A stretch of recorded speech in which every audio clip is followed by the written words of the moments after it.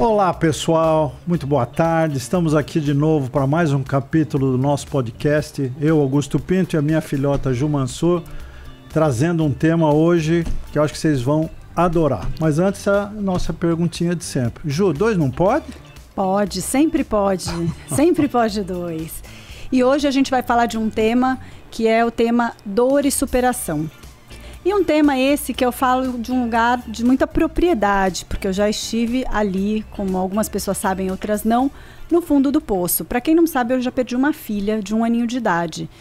E então, eu posso falar desse tema da dor e da superação como alguém que viveu aquilo, que viveu uma dor relevante, né? Eu gosto de de trazer isso para não ficar parecendo que eu estou aqui falando sobre dor, mas que eu nunca tive uma grande dor. Eu acho que nem existe quem não teve. Eu acho que todos nós passamos por dores grandes ao longo da vida, né? E uma das coisas que a gente tem que saber fazer é não comparar. Minha dor não é maior que a sua, não é menor que a dele. Não existe isso, tá? Não existe essa régua da dor. Às vezes o que parece pequeno para alguém pode causar uma dor enorme, né? E o que você tem a dizer sobre dor e superação? Então, eu queria começar lembrando que o princípio da dor é você conviver com ela. Isso tá no mundo físico, mais do que no mundo do sofrimento psicológico, sofrimento das dores emocionais. Por exemplo, quando você tem uma contusão e você chama um fisioterapeuta, o que ele faz? Que é surpreendente, né? Ele bota o dedo em cima da dor e aperta. Primeira vez que um fisioterapeuta fez isso comigo, eu falei, putz, esse cara tá louco, ele tá apertando a minha dor. Milagrosamente, depois de algum tempo, aquela dor vai diminuindo, de repente, parou de doer. Todas as dores emocionais têm o mesmo comportamento das dores físicas, ou seja, se você no primeiro momento enfrentar, insistir, mergulhar dentro da dor, ela vai atenuar, vai desaparecer e você vai sair mais forte do outro lado. Eu acho que ela não pode virar um tabu, né? Vira uma coisa que não pode ser dita, não pode ser falada. Para mim... E assim, eu falo, eu passei por essa situação, mas você passou pela mesma. Vamos combinar, né? Às vezes eu acho que até, não sei se mais ou menos, mas eu perdi uma filha, você perdeu uma neta e tinha que conviver com a dor do filho, que também é uma coisa muito difícil, né? Foi uma dor da família, né? Exato. Então, eu acho assim, a palavra principal quando a gente passa por uma situação que a gente não escolheu e que ela surge na nossa vida e que ela é extremamente desafiadora, eu acho que a principal palavra para isso, para mim, é aceitação. Enquanto você luta contra aquilo, não anda. Você tem que aceitar, porque aquilo é colocado na sua vida, de novo, eu já falei isso em outros episódios, às vezes tem um propósito que você não é capaz de enxergar.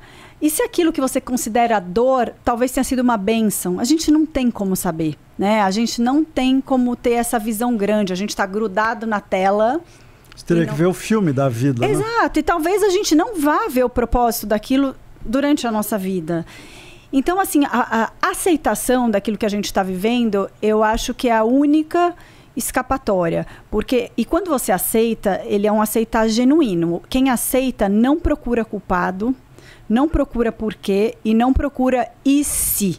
Que eu acho que são 3 coisas que muitas pessoas acham que vão aliviar a dor. Acham que quando você vive uma situação, se você achar, mas eu estou vivendo isso porque fulano fez aquilo, ou porque eu errei em alguma coisa. Não adianta culpar você nem a ninguém, não vai atenuar essa dor. Mas eu vejo isso acontecer muito frequentemente. Assim, as pessoas precisam de um culpado, como se aquilo fosse tirar a dor. Não vai salvar. O que vai salvar é você querer. Você vai ter que fazer uma escolha que é muito dura, porque você vai usar sua razão contra a sua emoção. Sua emoção, você está devastado em um determinado momento, você teria toda a justificativa do mundo para parar ali sua vida e ficar deitado no quarto escuro. Mas é uma escolha, não foi a minha escolha.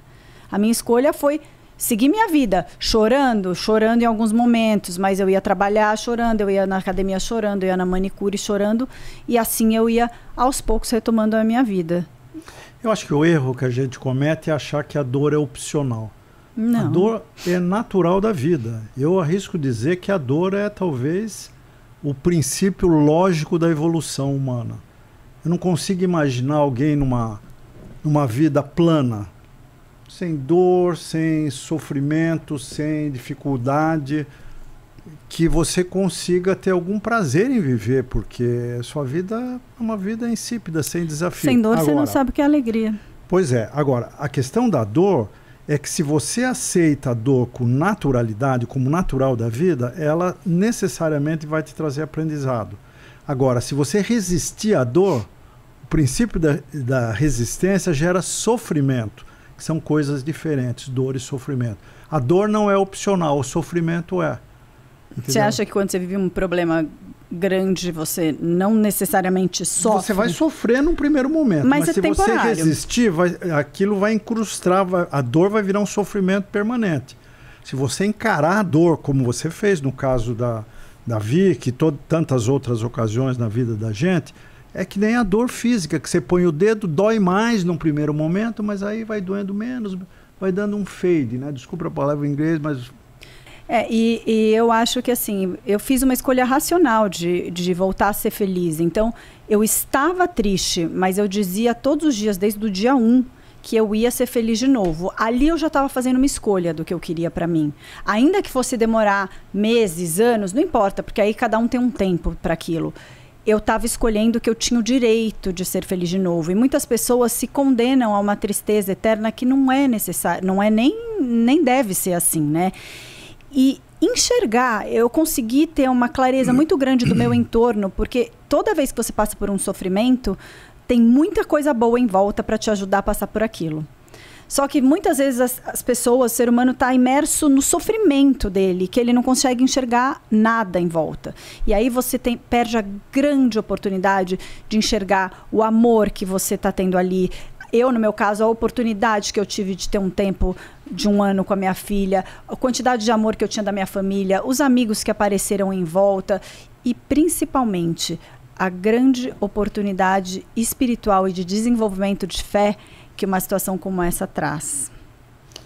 E propagar isso para outras pessoas, né? Porque o teu enfrentamento, o teu exemplo de atitude, não só para a tua família, mas para todo mundo que está à tua volta, é um estímulo a você encarar a dor com uma cabeça diferente, né? E você mesmo, lembra? Você me deu a ideia, vamos fazer um blog. Na época não existia Instagram, não existia nada disso, então a gente criou um blog. Isso, gente, tô falando day 1, né? Eu fiz, no WordPress. E eu ia colocando naquele blog todos os dias como eu estava vivendo aquilo. Colocava todos os dias, depois eu colocava 3 vezes por semana, depois 2 vezes por semana, uma vez por semana, uma vez por mês. Muita gente apareceu com dores maiores que você ajudou. Muita gente apareceu. Maiores é difícil. Não sei se maiores, se menores, mas pessoas que tinham perdido filhos e que falavam que não tinham se recuperado, fazia 10 anos, fazia 5 anos, e querendo saber como eu estava vivendo aquilo, e eu fui compartilhando aquela história. E toda vez que você ajuda, isso é regra, gente, é uma lei da vida, para mim, pelo menos sempre foi. Toda vez que você ajuda alguém, essa ajuda volta para você, dobrada, triplicada, quadriplicada. Então, toda ajuda que eu estava disposta a dar ali, eu estava ganhando. E eu sempre falo também, a dor, ela é que nem uma pedra dentro de você. E eu não acho que você não pode falar no assunto. Sabe aquela, não toca nesse assunto que aconteceu, não sei o que com fulano. Eu acho que você tem que falar por muitas razões. Primeiro, porque você vai ajudar, alguém está precisando ouvir aquilo. E eu falo por mim, porque quando aconteceu comigo, eu queria alguém que tivesse passado por aquilo para me falar que aquilo ia passar, ou que era fácil, ou que era difícil. Então, sempre que eu tenho a oportunidade, eu faço isso, porque eu sei que tem alguém que vai ouvir, vai fazer diferença para aquela pessoa, né? Então, isso é uma coisa. E a outra coisa, eu esqueci, mas eu já vou lembrar. Então, deixa eu... Já lembrei. E a outra coisa é que todas as vezes que a gente fala sobre uma coisa que está machucando a gente vai diluindo, né? Então, a gente vai jogando uma aguinha naquela pedra. Exato, aquele dedo que dói, vai soltando aquele nódulo. Enquanto se você guardar aquela dor para você, ninguém pode falar sobre aquilo e vira uma amargura ali dentro, aquilo se solidifica, vira sólido. Eu acho que você vira uma pessoa amarga, né? Eu não sei, eu acho que toda dor dá para ser transmutada. Quando você ajuda os outros, você transmuta essa dor. Agora, a gente já falou aqui que dor e sofrimento são... Um é consequência do outro, da mesma forma que alegria e felicidade também, né? Como essas coisas se correlacionam? Como a gente consegue botar esses 4 elementos, dor, sofrimento, alegria, felicidade, alegria, funcionando para trabalharem juntos, porque eles se interconectam. De certa maneira, lá na frente, a felicidade, por consequência, a alegria, está relacionada à maneira como você enfrenta um problema que eu não acho nem que lá na frente, dentro do momento que você está vivendo uma dor, tem uma alegria para você olhar. Tem uma felicidade ali. O fato de eu estar completamente amparada por pessoas, me demonstrando amor e me amando, poxa, não é motivo de uma alegria? Eu acho que a minha dor, ela não precisa anular alguma alegria que esteja acontecendo paralelamente. Aí eu tô falando desse tipo de coisa. Não tô falando assim, eu tô super afim de ir pra uma festa quando acontecer isso comigo. Não é isso, mas naquele momento de dor, tem alegria sendo trazida pra mim, tem amor sendo dado. Mas você pode não enxergar. Eu acho que você não dá para ser feliz naquele momento, mas dá para ser alegre em situações... Dá para ter momentos felizes, porque a felicidade ela é feita de momentos, ela não é uma coisa absoluta, né? Então, eu estou num estado de dor, eu estou num momento fragilizado, mas por estar num momento fragilizado, é tão importante que eu olhe para as alegrias que estão no meu entorno, porque elas estão ali. Porque senão, como é que você sai daquilo sem olhar a alegria? E eu acho que é uma das tábuas de salvação, sabe? E a insistência, né? A insistência. Vai diluindo, né? Vai diluindo. Não, e você viveu isso. No começo nada tem graça. Nada tem graça. E aí eu ia fazendo coisas que não tinham graça. Então eu ia no cinema. Não queria ir. Tava a menor vontade. Ia, achava um saco. Segunda vez achava um saco. Na 10ª eu falava, eu gosto de cinema. Então eu tive que fazer um exercício de reaprender a perceber o que eu gostava na vida. Só que isso é racional. Você tem uma luta muito grande do racional com o emocional nessa hora. Porque emocional naquele momento está descarrilhado, né? Está descarrilhado. Então você tem que se apegar no seu raciocínio. O seu raciocínio é a sua lógica. Que põe o trem que te põe de no novo trilho. no prumo, no rumo. Né? No trilho. E a sua fé, né? Eu acho que a fé, para quem tem fé, e é o meu caso, ela nessa hora, ela se agiganta. Agora, Ju, eu particularmente tenho uma dificuldade maior com a dor dos outros do que com a minha. Eu acho que a dor da gente, a gente consegue ir processando mentalmente, racionalizando e achando um caminho para sair daquele túnel escuro. Mas a dor das outras pessoas, particularmente as que são próximas da gente, a dor de uma criança doente, tipo assim, nós tivemos o meu netinho, o teu afilhadinho no hospital 3 dias por causa de dengue a semana passada. Nossa, a gente sofreu horrores. Como é que você lida com a dor alheia? Particularmente a dor de quem é indefeso. Outro exemplo, meu filho, Lu, ele tem uma vira-lata maravilhosa, mas é um monstro, né? Parece cavalinho, um leão. Mini pônei. É um mini pônei dentro de casa, num apartamento. E ela caiu da cama e teve um problema na cervical e tá no hospital lá imobilizada, não consegue se levantar, nada. A família inteira sofreu. Quer dizer, acho que a gente sofre mais com a dor alheia, proporcionalmente mais, na medida que é uma pessoa mais vulnerável, mais indefesa. Será? Não sei, discorre um pouco sobre isso. Você sofreu mais nessas situações que você citou ou na sua dor da perda da sua neta? Está de brincadeira. Não, peraí. Era sua dor aquela. Tá certo. Mas você pegou uma dor mega master hiper plus, né? Até bom, você fala se eu prefiro eu doente ou meus filhos, prefiro eu, claro. Porque eu sei como é que eu vou enfrentar. Você entende? Eu acho que é um pouco por aí. Da minha dor eu dou conta, da dor do outro... Não sou eu que tenho que dar conta, eu posso ajudar, mas eu dependo do outro para dar conta. Então coloca a gente numa certa vulnerabilidade. Você faz, você sempre tem o que fazer, mas você depende da reação do outro. Se a pessoa que está ali de cama, a criança, ela não quiser sorrir, você não vai conseguir fazer ela sorrir, você vai tentar, mas você depende dela reagir. Quando é uma criança ou um animal mais frágil, é mais difícil, né? Porque eles não têm esse racional que a gente consegue ter, eles não têm essa vivência que a gente consegue ter. Então, eu acho que não é se é nosso, se é do outro, é quando você tem ali uma pessoa que é mais vulnerável e que você ama, né?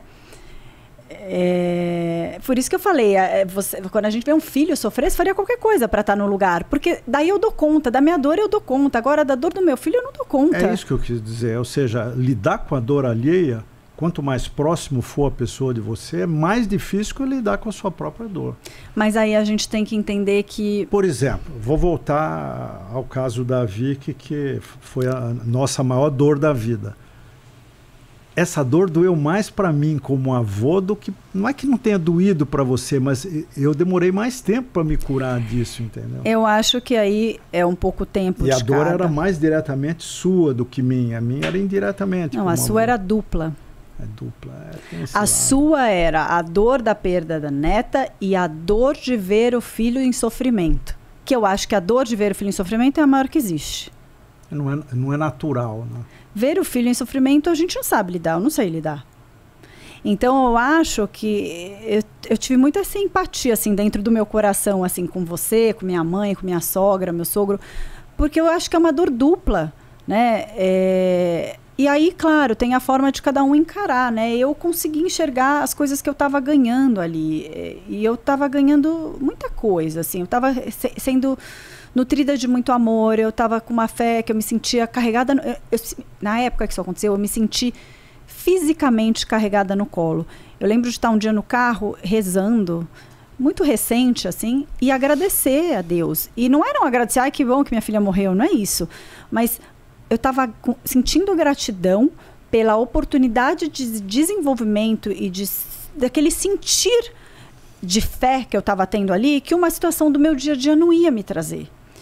E aí eu peguei essa oportunidade daquilo que eu estava vivendo e abracei como uma oportunidade de talvez levar para outras pessoas, tentar amenizar a dor de outras pessoas quando isso acontecesse. E eu falo com pessoas, quando pessoas passam por isso, eu me ofereço para falar, eu me ofereço para conversar, eu me ofereço para telefonar, sempre. Pessoas que eu conheço e que eu nunca vi na vida.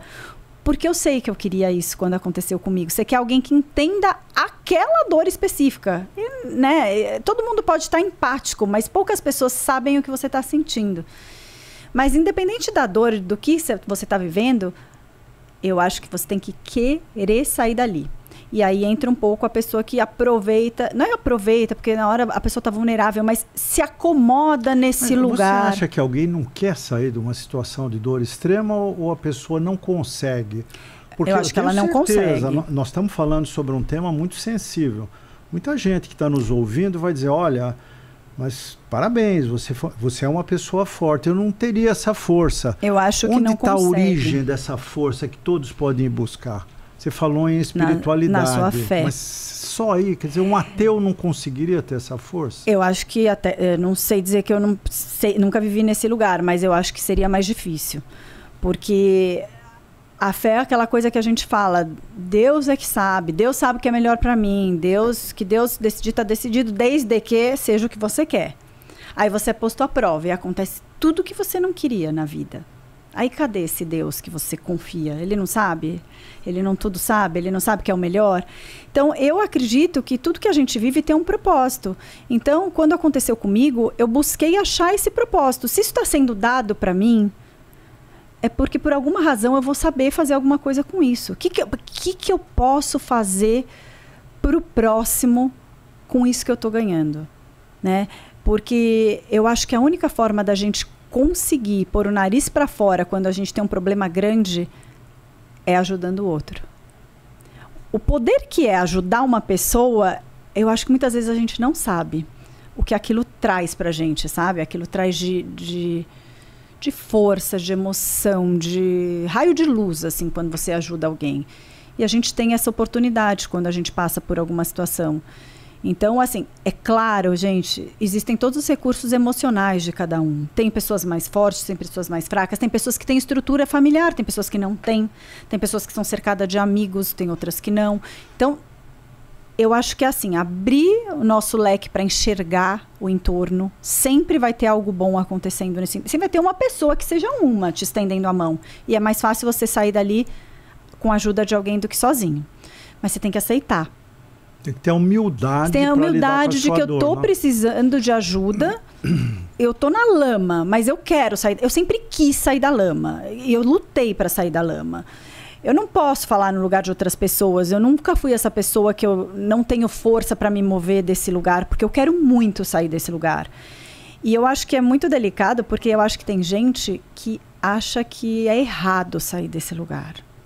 nesse caso do que eu tô falando, sabe? Eu acho que tem pessoas que acham que elas não têm mais direito de ser feliz depois de viver uma coisa desse porte.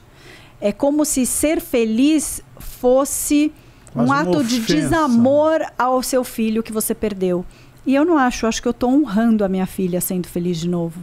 Eu acho que eu estou honrando a vida que eu recebi. Eu acho que eu estou honrando meu outro filho. Exatamente. Eu tinha um filho de 2 anos de idade que eu não tenho direito de não reagir. Eu tenho um marido, eu tenho um filho de 2 anos de idade, eu vou desencanar? Eu acho que eu não tenho esse direito, sabe? Isso também era mais uma coisa. Eu tinha um filho de 2 anos. Tem uma motivação maior para eu acordar todos os dias e lutar? Mas você tem que enxergar isso. A motivação é a vida, né? É a vida que segue, que você deve continuar dando o seu melhor para poder ter momentos felizes, alegres, que vão te compensar tudo que você passou. E uma pergunta, eu vejo muitas pessoas quando passam por qualquer tipo de situação que seja difícil, se fecharem para aquelas situações. Então, sei lá, eu perdi uma filha, eu engravidei de novo, eu tive outro filho que eu amo de paixão. Mas eu vejo pessoas que, às vezes, assim, sofreram muito o fim de um relacionamento, se fecham, não querem mais amar de novo para não correr o risco de sofrer, sabe? Não vou mais ter outro filho porque eu tenho medo que aconteça de novo. Como você vê isso? Então, eu acho que o que trava as pessoas sempre... É o medo. É o medo. Sempre, sempre, sempre. Quer dizer, o medo de acontecer de novo, o medo de ser julgado... Você não tem a dúvida. Eu fui super julgada. A questão de julgamento trava muita gente. Fala, putz, o que vão achar se me verem no cinema um mês depois que morreu meu marido, meu filho, alguma coisa assim. Você é julgada como uma pessoa sem coração. Completamente. Tal. Então, esse medo é que faz com que as pessoas percam a naturalidade para lidar com a vida. Agora, mudando um pouco de direção, você acha que a gente consegue aprender com a dor dos outros, com a dor alheia? A gente vendo uma situação, quem estava vendo a situação como a sua, ela é inspiradora, isso não tem dúvida, mas será que eu consigo aprender a ponto de aplicar na minha vida numa situação equivalente? Eu acho não precisa ser morte, qualquer tipo de dor. Pode tentar, mas eu acho que qualquer situação de fragilidade que a gente vive, ela cai diferente em cada pessoa. Né? Somos diferentes, somos personalidades diferentes, temos emocional diferente, temos espiritualidade diferente. Então, eu e você, se a gente estiver na mesmíssima dor, a sua vai ser uma, a minha vai ser outra, né? Então, eu acho que a gente pode se inspirar, a gente pode usar aquele modelo como uma forma de ter esperança, de deixa eu tentar fazer aquilo que essa pessoa falou para ver se para mim também funciona. Agora, é uma tentativa, né? Se você viver a mesma dor que você já viveu, talvez você tenha que fazer diferente para conseguir sair numa outra vez. A gente não sabe. Eu acho que a dor alheia é inspiradora, mas ela não substitui o aprendizado da dor própria. Aprender real é com a sua. Você imagina assim, um cara que nunca jogou futebol, e o cara tenta descrever para ele o que é a situação depois de um jogo de 90 minutos com prorrogação. A sensação que o cara sai só passando por aquilo. Não adianta você descrever, olha, você vai sentir assim, vai entrar numa banheira de gelo, o corpo inteiro vai estar doendo. Você não viveu aquilo. E cada um é muito diferente, né? Então, eu tenho esse perfil de guerreira. Eu tenho. Falo com orgulho porque eu sou assim. Então, eu operei o joelho agora. Cara, um dia depois, 2, é como se eu não tivesse operado, mas eu sou CDF. Eu faço 30 fisioterapias antes, eu faço fisioterapia todo dia, eu vou para a academia. Eu sou CDF, eu saio daquele lugar, custe o que custar. Mas essa sou eu. E não tá certo ser como eu ou ser como você. Não nem tem exigir certo. Que alguém seja nem como exigir, você. Porque tem gente que não vai, que cada um tem um tempo, né? O que eu posso garantir é que quando a gente quer e a gente vai buscar, essa dor, ela vai se transformar. Eu sempre vou sentir falta. Hoje minha filha teria 15 anos. Eu amaria ter uma filha de 15 anos. Porque tem um detalhe muito importante, gente, que eu tenho 2 filhos meninos. E eu tinha uma menina no meio deles. Desde pequeno, o sonho da minha vida, eu sempre fui aquela menina que queria constituir uma família, casar, ter filho. Eu sempre brinquei de... Sempre fui menina, eu nunca fui moleca. E eu sonhava ter uma filha menina. Então, quando eu perdi a minha filha, eu perdi o meu sonho. Depois eu tive outro filho, que era outro menino. E ali eu tive que ter um outro aprendizado, que era aprender a sonhar outros sonhos. E eu sonhei muitos sonhos depois daquilo. Mas se eu ficasse presa naquele sonho, que era uma filha menina, eu estaria nesse sonho presa até hoje. Eu não teria me permitido. Você acha que as dores mudam o nosso roteiro de vida?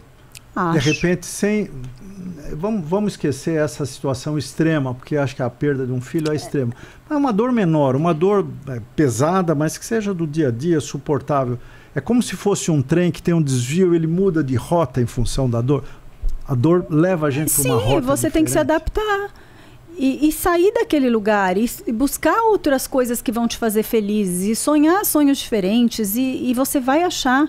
Eu depois disso tive outro filho, eu construí uma empresa para mulheres, eu trabalho com mulheres, eu tenho projeto social para mulheres, eu tenho afilhada, então eu tenho muitas meninas aí para mim, de outras formas, mas eu estava disposta a enxergar isso. Eu acho que é que nem relacionamento. Quando você está apaixonado por uma pessoa, te deu um pé na bunda, você está apaixonado, obcecado, podem passar 100 pessoas melhores que ela na sua frente, você não enxerga.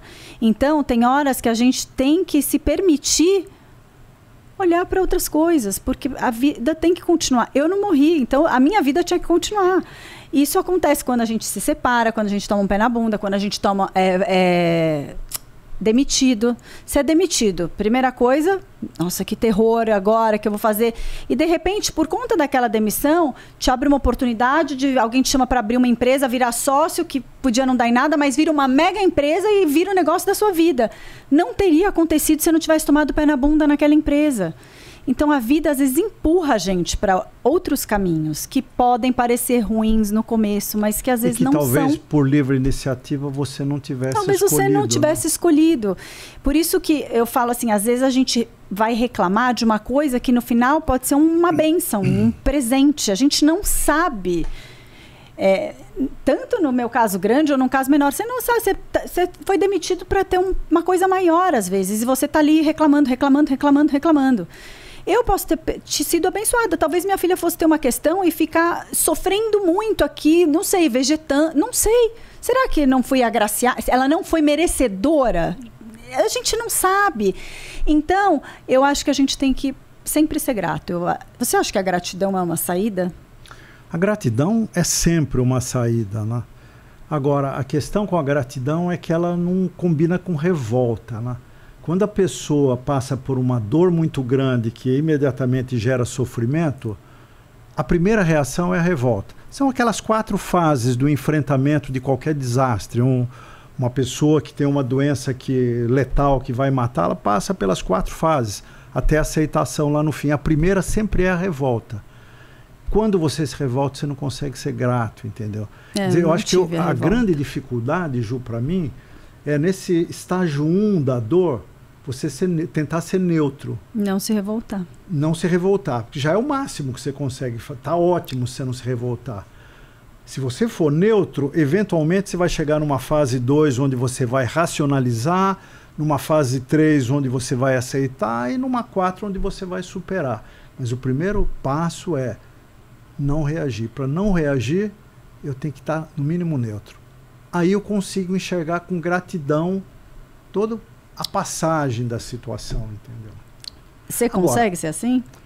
Estou teorizando aqui, né, Ju? Não, você já viveu algumas dores na sua vida. Você olha, se revoltou tipo assim, em todas? Não, eu não vi você revoltado. Nós não temos esse nunca. Perfil de família. Eu acho que a nossa família, apesar da gente não ter religião, a gente é espiritualizado, né?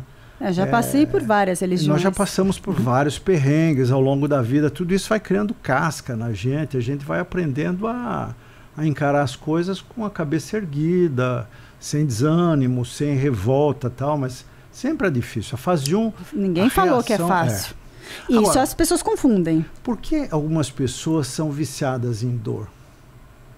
Não querem sair, prolongam a dor. Vítima, né? Porque, e zero julgamento, tá? Eu acho que ali, dependendo da personalidade, da fragilidade que aquela pessoa tem dentro dela, da criação dela, num primeiro momento é um lugar quentinho, né? Você tá ali, coitadinho, todo mundo vem, te traz chazinho, faz carinho. talvez acomode. Da palavra, aquela tina de merda morninha que você já acostumou com o cheiro e vai ficando.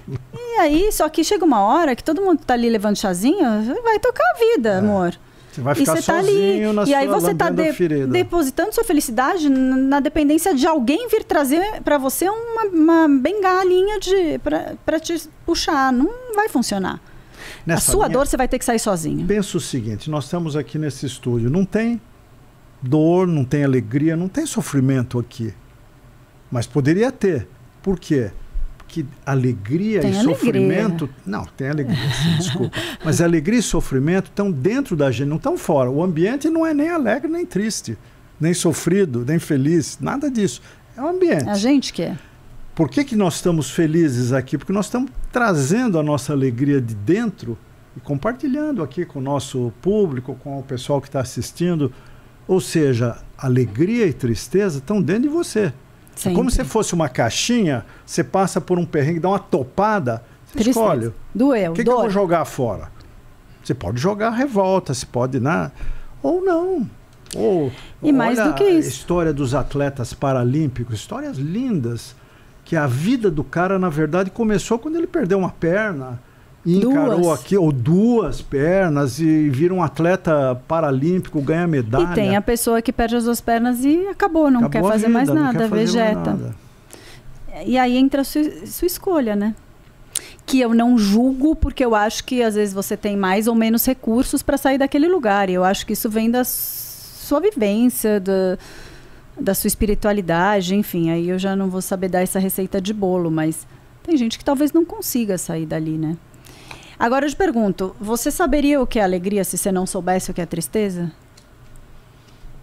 Eu acho que a gente não conhece o claro se não houver o escuro. Você não sabe, é parâmetro. É isso, porque na verdade a alegria é a não tristeza. Quando não há tristeza, você tem a opção de ser alegre. Não, quando há tristeza, você também tem alegria se quiser. Você já acabou de ensinar isso há 10 minutos atrás. Os dois estão juntos. Você tem razão. Os dois estão juntos o tempo todo. É que a gente muitas vezes se foca em olhar para o... É o copo cheio e o copo vazio, né?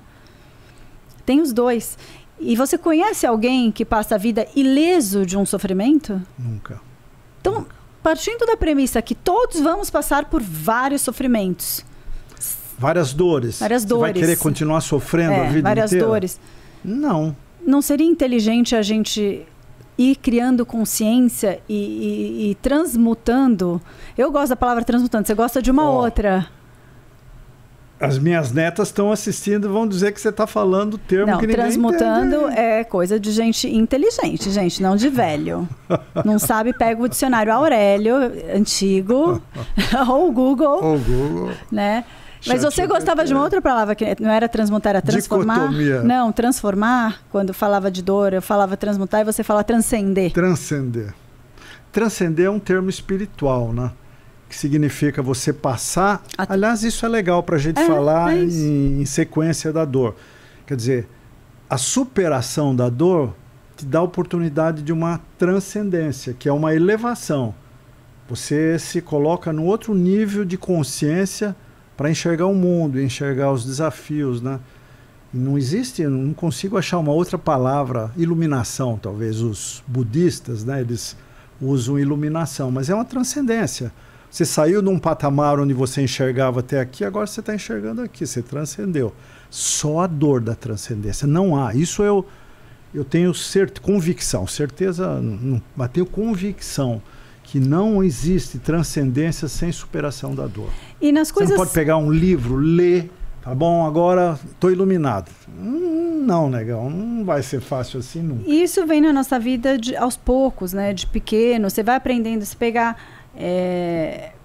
quando a gente, no Réveillon, que o Bruno quebrou o braço, a gente estava conversando, a gente estava viajando, ele quebrou o braço, primeiro dia na Bahia. Fomos para o hospital e aí não ia poder mar, não ia poder piscina, não ia poder nada. E aí ele falava assim, mas eu vou poder pôr o pé na água, mas eu vou poder ir na vila. Eu falava, esse cara entendeu. Por que isso? E aí, um dia conversando com você na praia, eu lembro que eu falei para você assim, tudo isso que a gente está vendo é uma delícia, lindo, maravilhoso, mar, a piscina, mas é cenário. Porque, na verdade, o que importa... A experiência é essa. A experiência é essa, é a troca ser humano com ser humano. O que adianta esse cenário você aqui sozinho? Preferia estar na laje com todas essas pessoas. Você entende? Então, talvez a gente tenha que, quando passa por uma dificuldade, tirar o valor que a gente dá para o cenário. Claro que ele importa, senão a gente não escolhia ir para lugares super legais e bonitos. Mas é um cenário. Ele é um plus, ele não é a razão. A razão é a troca. Estímulo, né? O cenário é um estímulo, é agradável. Você está num lugar bonito, com céu azul, com o mar, com a natureza. Mas se chover tem que ser legal também. Então eu acho... Você lembra que nós fizemos uma viagem de família? Lembro. Dos sonhos. Que choveu quase todos os dias. 15 dias. E eu faria ela inteira de novo, exatamente igual com a chuva. Gente que ficou doente mais de uma vez, hospitalização. E a gente só ria. Saindo 1h da manhã a pé de um hospital, porque não tinha táxi para ir pro hotel. E a gente ria. E foi uma viagem incrível, porque a gente encarou aquilo como cenário. Não, a viagem não era o cenário, que estava chovendo, porque alguém ficou doente, foi para o hospital. E existe a beleza na chuva, né? Existe a beleza no tempo escuro. Você lembra que nós voltamos do hospital gargalhando pelo meio da rua? Lembro. Eu era doente. Ela era doente, eu estava gargalhando. Voltei a pé. Hoje ficar lá morrendo. A sugestão foi tua. Eu estava lá tentando pegar o Uber. Eu falei, não, vou voltar a pé. 30 km. O Uber está a 30 quilômetros daqui, você está de brincadeira. O hotel está a 10 minutos a pé. Eu vou voltar a pé. E voltamos a pé. E fui para o hospital, não tive nada demais, gente. Só passei mal, diarreia, vômito e tal, e desidratei. Mas eu tinha gente para estar comigo, para me levar para o hospital. Eu podia estar sozinha. Eu tinha um hospital para ir. Você entende? Eu sou muito poliana. Eu não sou boa para conversar essas coisas, porque eu não sou o melhor exemplo. Ou talvez seja um ótimo exemplo, mas é isso. Você herdou bons genes. Herdei bons genes, é. E no dia seguinte, eu tinha gente para estar comigo, e aí fomos fazer um passeio que fosse bom para todo mundo. E a gente ficou até feliz que o dia seguinte estava meio chuvoso, a gente precisava descansar um pouquinho. Então, assim... Agora, Ju, você mesmo falou, é muito fácil, não é? Mas é mais fácil você passar por uma grande dor em família, com amigos em torno, com apoio. Isso até é um estímulo para você... valorizar as coisas que você tem, que às vezes você não estava nem percebendo até então. Mas o mundo não é feito de pessoas cercadas, aconchegadas de entes queridos. E quem é sozinho? Como enfrenta uma grande dor? Eu não acredito que tenha doença? Alguém que seja 100% sozinho. Existe, Ju. São poucos, mas existe. 100% sozinho, aí eu acho que você se colocou naquele lugar, né? Pois é, mas ninguém escolhe se colocar no lugar de solidão. Você vai por escolhas erradas. Você faz escolhas na vida que te levam para esse lugar. É isso. Tudo que a gente faz tem consequência, né? Eu tenho 2 irmãos que você conhece. A Dinda, até sua Dinda aí já participou. Titi já participou aqui com a gente e tal. Os 2 são sozinhos. Não são. Mas um optou por ser alegre na solidão e outro não, é uma escolha, né? Não são sozinhos, os 2 têm família, os 2... Sozinho eu falo sozinho. Se eles tivessem um problema gigante, você não olharia para eles? Eu não estaria ali? Olhando, né? Então, assim, não é sozinho que nem você está falando, eu acho que são muito... São bons exemplos. São muito poucas pessoas. A pessoa tem que ter 0 família, 0 amigos, ser um ermitão. E na hora que você passa por um problema, eu vou te falar, até a pessoa da rua te ajuda. Tudo... É impressionante a quantidade de pessoas dispostas a ajudar. A gente tem que ter a humildade de aceitar ajuda. Eu acho que isso no Brasil, em particular, é um ponto muito forte, né? O brasileiro é muito empático na dor. Eu já vi gente tomar risco. Eu vou te contar uma história que você já conhece. Eu vou contar pro nosso público aí, que eu estava no Largo da Batata, de carro, com o vidro fechado. Aí bate no vidro assim um senhorzinho bem velhinho, descalço, nem chinelo ele tinha. Falei, porra, eu tô aqui numa boa, no ar-condicionado, vou dar um dinheirinho pro cara. Baixei o vidro e fui roubado, ele me levou o relógio. Vocês me chamaram de burro na ocasião, mas eu achei que foi uma lição de vida para mim mesmo e até para vocês, quando ouviram a história, de que vale a pena tomar um risco se você puder ser útil num certo momento, entendeu? Ok. Não precisa Deu ruim, eu perdi o relógio, Mas a intenção foi boa, a intenção foi de ajudar uma pessoa. E a maioria dos brasileiros age assim, não tomam riscos pessoais para ajudar. Entendeu? Por isso que eu acho, ninguém nunca vai estar sozinho na dor. Até porque se você tiver a sua espiritualidade, você vai estar acompanhado. Eu falo, me senti carregada fisicamente no colo. As pessoas falavam, da onde você tira a força? Eu falo, não posso dizer porque não é minha. Eu sinto fisicamente que não é minha. Quando você tem isso, você não está sozinho. Eu acho que essa hora Essa sou eu. Essa sou eu, tá? Tem que ter alguma coisa dentro para se agarrar. Não é fora. Não é fora. Essa escada, esse ponto de apoio. O fora é ilusão, sabe aquela coisa? Então agora eu vou ter que mudar de casa porque aconteceu isso, a minha casa vai me lembrar. A sua dor vai com você. Não adianta você viajar, mudar de casa, mudar de cidade. Onde você quer que você vá, se tiver uma dor, ela vai. Então é de dentro para fora essa cura. Não é de fora para dentro. E as dores do amor, Ju? As dores do amor judiam das pessoas. Né? As dores do amor judiam. E às vezes as pessoas querem ficar nelas. Muita gente não se conforma com uma roubada que entrou. Não. Querem permanecer na roubada. Né? Porque a pessoa está envolvida. Assim? Já vi muitas. A pessoa está envolvida, apaixonada. Ela sabe que tá ruim, que é ruim. Que aquele lugar é ruim. Mas ela não quer sair. Ela não se conforma que escolheu errado. Né?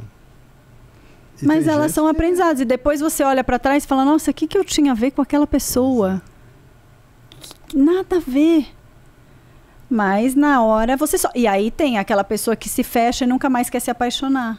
Eu me apaixonaria... Eu tomaria 100 pés na bunda para me apaixonar 100 vezes. Eu acho que não vale a pena não correr o risco. É uma sensação única, né? Você fugir disso.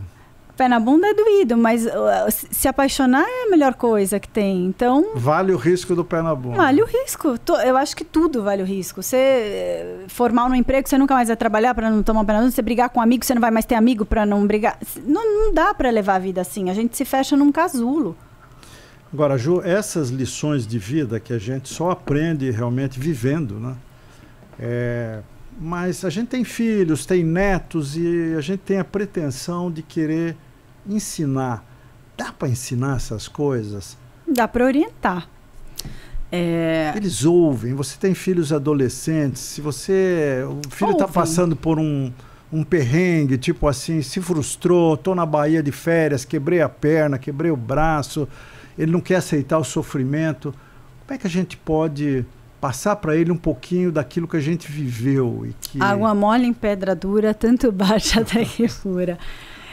Vai ter que quebrar mais uma perna, é isso? Não, ele foi super bem. Por isso que ele conseguiu ir trocar o gesso por um que podia entrar na água. Eu falei, só conseguiu isso porque você conseguiu enxergar além daquilo. Você conseguiu ver que você ia ter coisas boas, apesar de não estar podendo ir ao mar e tal. Mas eu já tive com o meu outro filho dele, ele se achava muito azarado, era muito, nada dá certo pra mim e tal. E aí eu fui mostrando pra ele, eu falava pra ele, todo dia a gente vai fazer o exercício de você enxergar o que você teve de bom no seu dia. Aí eu falava, por exemplo, você tá jantando com a sua família. Ele falava, todo mundo, né? Eu falava, não é todo mundo. Aí eu falava, você tá enxergando, todo mundo, você tá respirando. Eu falava, não era todo mundo. Eu falava, seu avô, ele usa um oxigênio, não era você, o outro avô, um oxigênio para respirar. Tem gente que não enxerga. Aí eu falei para ele, se você ficasse cego agora, daqui 3 minutos é muito, 1 minuto, voltasse a enxergar, você ficaria muito feliz? Ficaria muito feliz. Então você já pode ficar muito feliz em todos os minutos da sua vida, porque você já tem esse privilégio. Só que você não está enxergando. E aí eu falei para ele, e quando você para de perceber quantas coisas boas você tem, e você entra nessa vibração de, nossa, tudo é ruim, nada dá certo e tal, o mundo tem que tirar o que você tem de bom para que você possa enxergar que você tinha algo bom que você não estava percebendo. Então, eu sugiro que você comece a enxergar sozinho.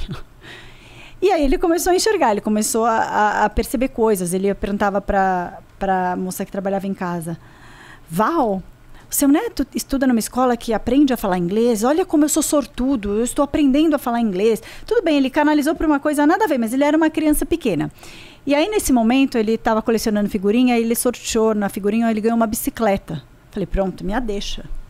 Falei, você está vendo? Quando você começou a enxergar as coisas boas, o mundo foi lá e te premiou com mais coisa, com sorte. Aí, Aí virou uma chave. Mas é nessa tentativa, essa é a linguagem você entende? Para essa idade, né? Para essa você idade. Fala em prêmio, em troca, é uma coisa que a pessoa assim, entende, você né? não está enxergando o que você tem de bom, o que você tem de bom vai ser tirado de você. Isso é uma lei da vida, você concorda? Isso é uma lei da vida total. Talvez a vida dê um pouco mais de tempo para uma criança, mas, cara, comece a enxergar rápido, porque você vai perder para enxergar. E aí você vai enxergar, só que você vai enxergar doído. É aquela velha história, você vai aprender pelo amor ou pela dor. E eu acho que é isso, eu acho que a gente tem que ir usando as oportunidades, até quando eles fazem alguma coisa boa, falar, você fez certinho, como você enxergou que apesar de não estar podendo entrar na água, você ia poder estar com a gente, ia poder passear, ia poder pôr o pé na piscina, deu certo, a gente vai conseguir trocar o seu gesso por um gesso que pode molhar. Então você foi premiado. Talvez se você não enxergasse, isso não acontecesse, porque hoje é dia 30 de dezembro, talvez a gente não conseguisse, mas você mereceu. Então eu tento trazer esses exemplos deles com eles mesmos, sabe? Não é fácil sempre, porque não adianta falar aleatoriamente quando eles não estão... Você ensinou o teu filho mais novo a meditar. Acho que ensinei, foi muito legal. Isso é uma grande conquista, você não acha? Foi assim, isso. 12 anos? Eu não conheço... 12 não, ele tinha bem menos, foi na pandemia, 2020. Foi na pandemia, ele tem 12 hoje. Eu achei que ele tinha aprendido agora, recentemente. Foi na pandemia, hoje ele tem 12 e tinha 8. Cheguei um dia, no meio da pandemia, eu cheguei um dia em casa e ele tava chorando. Estou chorando desde de manhã e não adianta você falar por quê, porque eu não sei porque eu estou assim irritado. Aí eu falei, então faz o seguinte, toma um banho e vem aqui na minha cama. Aí ele chegou e falei assim, nós vamos fazer uma meditação para você melhorar disso. Aí ele aceitou, concordou. Aí procurei uma meditação para criança, pus uma de 3 minutos. Acabou, ele continua irritadíssimo, né? Então vamos fazer uma de 5 minutos. Pus lá. Acabou, ele falou, melhorei 1%. Falei, bom, já evoluímos 1%. Vamos fazer mais uma. Pus mais uma, já tasquei logo uns 10 minutos. Cara, mas ele transformou, ele foi da irritação absoluta para uma calma e para uma paz. E aí eu chegava alguns dias, ele falava, mãe, vamos meditar que eu estou irritado? Vamos. E a gente foi fazendo isso. E aí ele foi descobrindo, ele não é que ele medite todo dia, mas ele faz mesmo... até hoje. Ele faz quando ele precisa. Ele é uma criança de 12 anos. Ele sabe que ele tem este recurso. Então ele fica muito triste, como todos nós. Você volta de uma viagem muito legal, não te dá um vazio? Opa! Você tá com a família, aquele movimento, de repente, né, dá um vazio. E ele é uma criança, ele ainda não sabe lidar. Então ele chorava, ele ficava semi-deprimido quando voltava de alguma viagem de férias ou que as férias estavam acabando. E eu falava, vamos meditar? E ele percebeu que ele meditava e ele ia dar água pro vinho. É muito impressionante nele. Ele ia dar água pro vinho. Eu falava, quer fazer mais uma? Ele, não, já tô ótimo. Então ele sabe que ele tem esse recurso. Em compensação, o outro é muito agitado, ele não consegue. Talvez o recurso do outro não vá ser esse, mas a gente vai descobrindo. E conforme a gente consegue, a gente vai dando essas armas. Um pai tem que escolher a ferramenta mais adequada para cada filho. Tá? E você falou em meditação, eu lembrei que há pouco eu perguntei para você, Ju, tem alguma forma da gente ensinar as pessoas a lidarem com a sua dor? Você falou, difícil, né? Mas aí eu lembrei, a meditação me lembrou de uma coisa que eu acho que é uma fórmula que, gente, experimentem, funciona para todo mundo, a respiração. A respiração. Aí não acho nem que é para dor.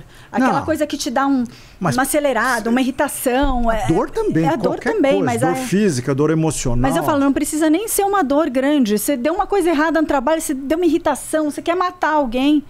É 30 segundos, não precisa mais que isso. Não vai te tomar tempo. 3 respiradas intensas. As pessoas não acreditam nisso. Mas experimentem. Elas não experimentam. Eu vou ensinar um truque. Eu também medito, tá, gente? Eu medito há... muitos anos. Eu fiz meditação transcendental, eu fiz o curso com a Lígia, 40 anos ou mais. Eu fiz há uns 20. Logo que chegou no Brasil, nós fizemos o curso. E a chave da meditação é a respiração. Você pode ter um mantra, a maioria delas sugere um mantra, mas o mantra é uma distração para a mente, né? Porque a mente não é consciência. É importante a gente lembrar disso. A mente está sempre... Então, o que de fato faz a gente meditar bem é prestar atenção na respiração, ter consciência da respiração. Aí você se distrai da mente. É como você saísse do corpo e observasse você mesmo como se fosse uma terceira pessoa. E as pessoas têm dificuldade para escolher o estilo de respirar. Tem alguns que dizem, olha, você respira longo quando inspirar, aí você dá uma paradinha, depois você expira rápido. O outro fala, não, você respira naturalmente. Eu acabei achando um estilo de respiração que para mim ajuda muito. Não só para meditar, a montanha. Já contei para ela. Que é assim, você imagina que você está subindo uma montanha que tem um cocuruto arredondado. Então você sobe bem devagarinho. No platô. Para no platô, dá uma olhadinha em volta e aí escorrega. Chegou lá embaixo, se você estiver usando o mantra, você fala o mantra e sobe a montanha de novo. Você fica com essa imagem na cabeça. O mantra é só quando chega embaixo? Você pode escolher em cima também. O meu é um pedaço do mantra é na subida, outro é na descida. Você inventa do jeito que você quiser. O objetivo é você tapear o cérebro. E não tem errado, gente. As pessoas falam, mas eu não consigo. Nossa, quantas vezes eu acabo a meditação e eu pensei 300 coisas e eu falei o mantra junto com os meus pensamentos. Não é sempre que eu consigo ter uma super concentração, mas é um exercício. Não, é exercício isso. Eu medito uma vida. Você não vai conseguir não pensar durante a meditação. Se você conseguir 10 segundos, é uma vitória. Observa teu pensamento. Você começou a pensar qualquer coisa, nada a ver, presta atenção. Porque quem presta atenção já não é mais a mente. É você, o teu ser interior, que está prestando atenção na mente. Então você desconectou do pensamento ao observar o próprio pensamento. Você lembra quando você meditava e daí você escrevia uns textos? Nossa. Você escrevia umas coisas que vinham... A minha mulher chamava do livro do anjo, porque ela achava que tinha um anjo... Bom, eu acredito no meu anjo da guarda, que era o meu anjo da guarda que me inspirava. Mas não, eu acho que a gente mergulha quando numa coisa para você.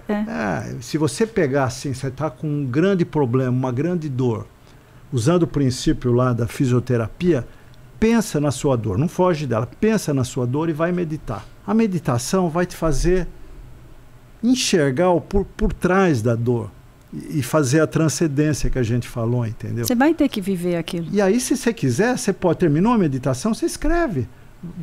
Vai vir um monte de coisa que você fala, de onde está saindo isso? Eu tenho um caderno assim de escrita. Sou meio preguiçoso, não é sempre que eu escrevo. Mas sempre que você meditar, se você tiver um caderno do lado e se tiver vontade de escrever, vai sair coisa muito interessante. Você fala, nossa, mas eu não estava pensando nisso. De onde vem? Oh, nossa, sei lá. E aquelas pessoas que querem dar um truque na dor, elas não querem, elas fingem que não estão sentindo. Uma gambiarra. Porque eu acho que para você passar, você tem que viver aquilo, faz parte. Eu acho que não dá para dar o truque. Você acha que dá? Eu acho que você pode até achar que deu. Mas na prática o que você fez foi pegar um retorno, e voltou lá para trás e vai cair ali de novo. Vai viver de novo. Você enganou a si próprio. Porque vai andando em círculos. Não tem escapatória, você tem que passar. Você pode gerar sofrimento, mergulhar nele e ficar. E isso é uma coisa interessante, porque tem pessoas que vivem situações, problemas cíclicos. Elas sempre caem no mesmo problema. Sempre é o mesmo tipo de chefe.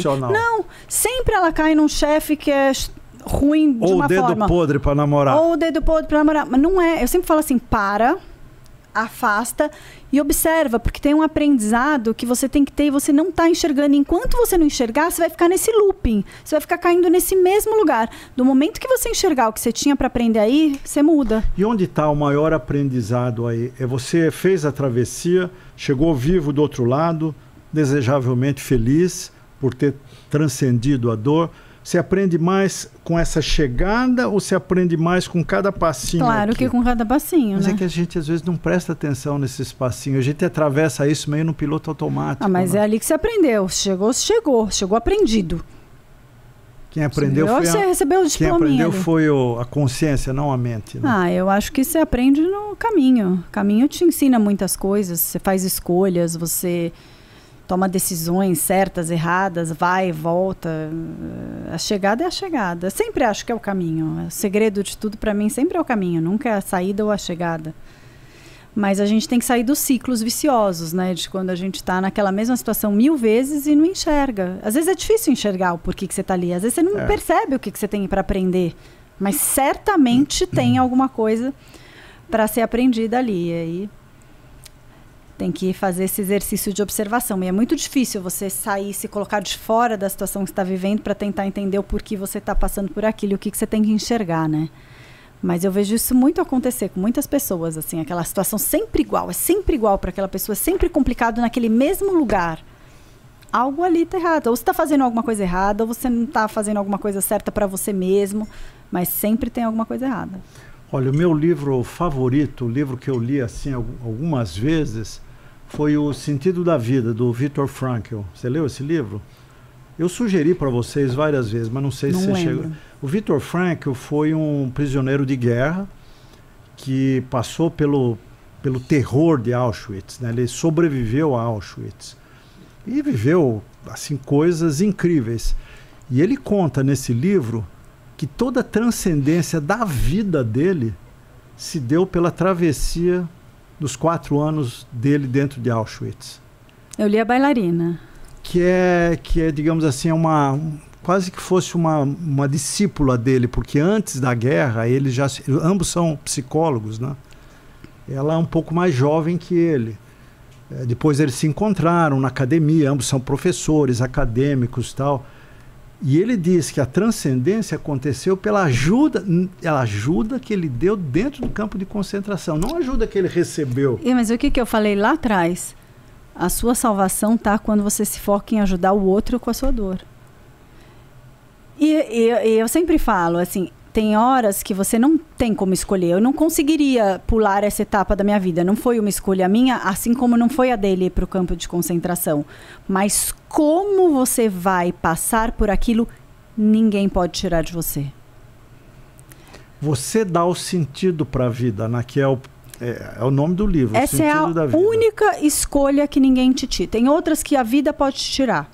Agora, como você vai viver cada uma das situações, boas ou ruins, ninguém tira de você. Ninguém. Também tem isso, né? Às vezes você passa por uma situação maravilhosa, nem percebe, sem desfrutar, sem valorizar. Da mesma forma também é uma escolha. Também é uma escolha que você tem que saber olhar a dor como uma oportunidade de transcendência. Você também tem que desfrutar o prêmio que a vida te dá. Um filho maravilhoso, um aniversário de família, nossos almoços de domingo. Pô, se você não prestar atenção naquele você vai momento... perder. Eu me lembro que uma vez nós fizemos uma viagem, a gente estava saindo de São Paulo no táxi, falou, olha... Prestem muita atenção nesse momento. Isso que eu tô falando. Eu falei isso, a gente estava tomando um cafezinho no aeroporto. Porque quando vocês piscarem, a viagem olha, acabou. Eu vou falar para vocês, a viagem era com os meus pais e meu irmão. E eu vou falar para vocês o que eu sempre falo para os meus filhos. Aproveitem cada minuto, porque numa piscada você está no táxi da volta. E é isso mesmo. Isso vale para todas as pequenas situações boas da vida. Eu acho que talvez a gente tá chegando próximo do fim aqui, né? Passar uma mensagem positiva. A vida é feita de pequenos milagres. Você falou do respirar, você falou do enxergar, dessas coisas maravilhosas. Mas assim, você saiu de casa, é um pequeno milagre atrás do outro, coisas que você vê maravilhosas e que se você tiver de mau humor... Passa batido. Passa batido. Cada nascer do sol, pôr do sol, o céu avermelhado, ou o fresquinho do ventinho quando você está com... Quer um exemplo bom? Quão prazeroso é fazer xixi quando você está apertado? Nossa, essa é uma das minhas favoritas. Alguém valoriza? Eu muito. Não, você não valoriza, você faz sem perceber. Não, eu quero dizer, ninguém fala, nossa, olha como eu sou privilegiado, eu faço xixi. Mas tira o seu xixi. Olha, eu passei um dia... Hoje você não pode fazer xixi. Passei uma manhã com xixi retido numa cama de hospital, você lembra disso? Porque o médico não vinha para passar uma sonda para me aliviar, sem entrar nos detalhes. A coisa mais feliz da minha vida naquele momento foi aliviar o xixi retido. Mas o xixi que a gente faz várias vezes ao dia passa como trivial. Então, eu acho que assim, se eu tenho um recado para deixar percebam a quantidade de bênçãos que a gente tem diariamente. São muitas. São muitas. Cada água que você bebe, cada cheiro que você sente, até cada dor física que você sente, porque não sentir a dor também é um problema. É flat, a vida platô, sem graça. Então, assim, a gente tem muitas bênçãos para sermos gratos. E quando a gente entra num ciclo de gratidão, novas coisas boas acontecem porque você está naquela vibração. E a vida te traz mais coisas para você agradecer. Coisas que você agradece são coisas boas. Então, se eu for deixar uma mensagem é essa. Vamos perceber as mini bênçãos que a gente tem, como fazer um bom xixi todos os dias. Eu acrescentaria tomar um bom vinho. Tomar um bom vinho. Mas que bom vinho é mais fácil das pessoas valorizarem. Pode ser até um sangue de boi, mas que você curta, entendeu? Daquele momento com os amigos. E, gente, para fechar aí, agradeçam. Gratidão. Gratidão é uma palavra.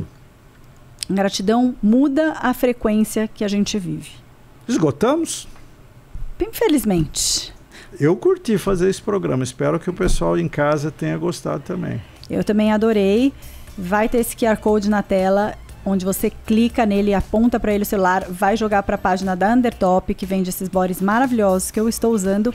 E durante 24 horas tem um desconto para quem entrar pelo QR Code. Fora isso, dê like, aperte o sininho. Como é que é mais que tem que falar? Sim. Podcast você pode ver no Spotify ou você pode ver no YouTube ou numa plataforma da Apple e tal. Se você estiver vendo no YouTube, você ficou até aqui porque você gostou do que a gente apresentou. Então vai lá, se inscreve no canal, dá um like, bate no sininho. E se você estiver vendo no Spotify, numa plataforma de podcast, você tem que clicar no maisinho para que a referência do podcast fica dentro da sua biblioteca. Então você não precisa procurar mais, entrou na biblioteca, tá lá. E lembrando que a gente tem sempre novos episódios às terças-feiras, às 6:30 da tarde. Não percam, muitas coisas legais ainda por vir. Olha, tem uma safra aí pela frente que vai ser legal, hein? Os convidados Mega Hiper Plus, né? Aguardem, hein? Não percam. Espero que vocês tenham gostado. Beijos. Até!